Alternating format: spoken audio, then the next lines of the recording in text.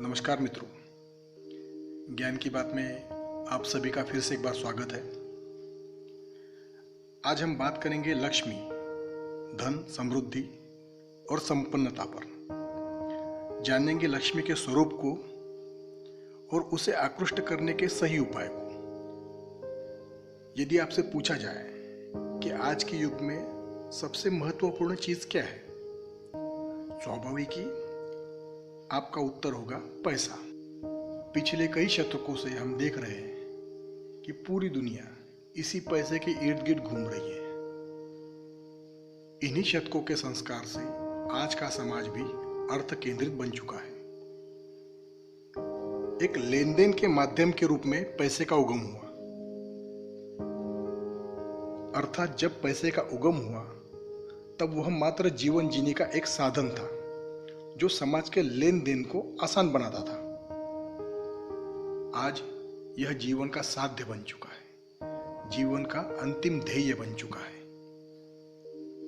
इसने अनेक रूप बदले हैं। कभी ये कौड़ियों के रूप में दिखाई देता था, फिर यह धातु के रूप में दिखाई दिया। आगे हमने इस पैसे को कागज के रूप में देखा। अब यह हवा बन चुका है, अर्थात कैशलेस सिस्टम। इसी पैसे, धन, संपदा के लिए सदियों से रक्तपात हो रहे हैं, आज भी होते हैं। आज भी हर कोई कुछ भी करके इसे पाना चाहता है, क्योंकि इसी पैसे के बदले में वो हर उस चीज को पा सकता है जिसकी उसे आवश्यकता है अथवा चाहत है। पैसे के इन भक्तों में हमें तीन प्रकार के लोग दिखाई देते हैं। एक वो लोग जो दिन रात कष्ट करके पैसा कमाते हैं। दूसरे वो जो ज्यादा कुछ नहीं करते फिर भी पैसा उनके पास खींचा चला आता है। तीसरे वो लोग होते हैं जो दिन रात खपते हैं फिर भी पैसा उनसे दूर दूर भागता है। जी हाँ, समाज में एक बहुत बड़ा वर्ग इन्हीं लोगों का है। धारणा यह है कि जो धन संपन्न लोग हैं उन पर लक्ष्मी की कृपा है, अथवा उन लोगों ने लक्ष्मी को प्रसन्न कर लिया है। इसी धारणा के चलते वे लोग भी अगरबत्तियां घुमा घुमा कर लक्ष्मी को प्रसन्न करने के प्रयासों में जुट जाते हैं, जो हमने बताई तीसरी श्रेणी में आते हैं। देखने में आता है कि जिस तन्मयता से ये लोग लक्ष्मी को प्रसन्न करने में लगे हैं, लक्ष्मी जी की ओर से उन्हें कोई विशेष प्रतिसाद नहीं मिलता। किंतु कोई यह समझने का प्रयास नहीं करता यह लक्ष्मी नामक संकल्पना है क्या। प्राचीनों का लक्ष्मी से तात्पर्य था सुख, वैभव एवं जीवन की सफलता। अगरबत्तियां घुमाने से कभी लक्ष्मी जी प्रसन्न नहीं होती और अगरबत्तियां न घुमाने से कभी नाराज होती है। यदि ऐसा होता तो जो गैर हिंदू लोग धन संपन्न होते हैं वे कभी भी समृद्धि नहीं पाते।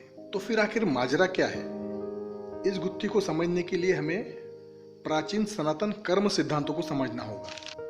कर्म सिद्धांत के अनुसार मनुष्य के गत जन्म के अथवा गत काल के कर्म ही उसके जीवन में मिलने वाले सुख अथवा दुख को सुनिश्चित करते हैं। ऐहिक सुख पाने का साधन है धन अथवा पैसा, अर्थात ये पैसा भी मनुष्य को तभी मिलेगा जब सुखों के लिए पोषक कर्म मनुष्य द्वारा गत काल में किए गए हो। यही कारण है कि किसी को बिना कुछ किए सब कुछ मिल जाता है तथा किसी को सब कुछ करके भी कुछ नहीं मिल पाता। जो लोग आर्थिक दृष्टि से संपन्न हैं उन्हें लगता है वे लोग मेहनत कर रहे हैं, पुरुषार्थ कर रहे हैं, इसीलिए संपन्नता उनके कदम चूम रही है, जबकि यह धारणा पूर्णतः गलत है। धनार्जन के लिए पुरुषार्थ एक हद तक आवश्यक हो सकता है, किंतु यदि आपके प्रारब्ध में ही नहीं है तो आप लाख पुरुषार्थ कर लो, कुछ नहीं हो सकता।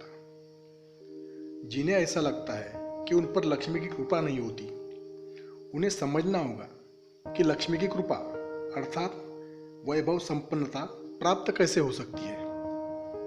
हम कभी इस लक्ष्मी नामक संकल्पना को समझने का प्रयास ही नहीं करते। पुराणों में जो देवी देवता दर्शाए गए हैं वे सिद्धांत रूप है, ना कि वास्तविक। इस सत्य को भी हमें समझना होगा। वेदों तथा उपनिषदों ने सत्य अर्थात परमात्मा एक ही होने की बात कही है। यही है सनातन विचारधारा। पुराणों में जो सैद्धांतिक देवता चित्रित किए गए हैं उसके अनुसार श्री अथवा लक्ष्मी अर्थात वैभव, संपन्नता, सफलता यह दासी है, सेविका है, ना कि देवता। किंतु दासी किसकी? वे दासी है श्री हरि की, नारायण की। तो नारायण कहाँ है? नारायण नर के भीतर है, बस नर के विकारों ने उसे ढक रखा है।